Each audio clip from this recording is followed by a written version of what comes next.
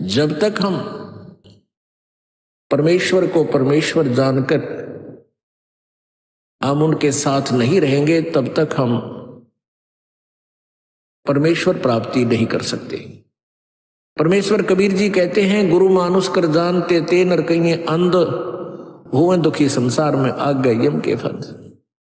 जब परमात्मा स्वयं आए थे उस समय यही वाणी कहा करते कि तुम गुरु को भगवान मान लो, एक सिंपल मैन मत मानो।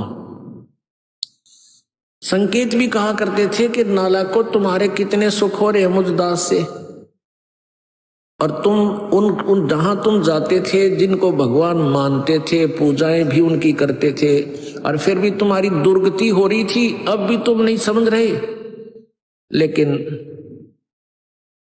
अशिक्षा का कारण यही रहा। अशिक्षा के कारण हम परमात्मा को नहीं पहचान सके।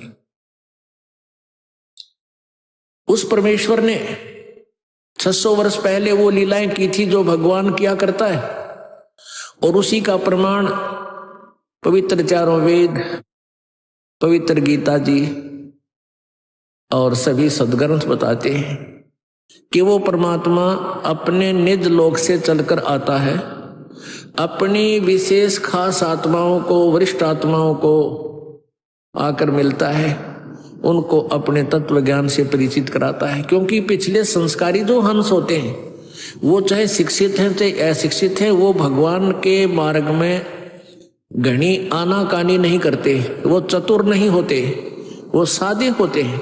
तो उन सादे लोगों का, सादे भक्तों का नाजायज फायदा उठा लिया है नकली गुरुओं ने। क्योंकि सभी ये कहता है भक्त, श्रद्धालु भक्त वृंद, कि भाई भगवान के का जो मार्ग है, भगवान के ज्ञान में तर्क वितर्क नहीं होना चाहिए, तर्क वितर्क का विषय नहीं है। जबकि कबीर जी ये कहते हैं कि भगवान का मार्ग तर्क वितर्क का विषय है। जब तक आप तर्क वितर्क नहीं करोगे आप भगत 7 जन्म नहीं बन सकते, क्योंकि अज्ञान से परिपूर्ण हो चुके हो आप, और तर्क वितर्क से वो ज्ञान निखरेगा, सच्चाई सामने आएगी। तो हम जितना भी ज्ञान आज तक स्वीकार किए हुए थे, सुने हुए थे, वो सारा ही विपरीत था। तो जिस कारण से हम अपने लोक नहीं जा सके जहां हम सदा सुखी रहते।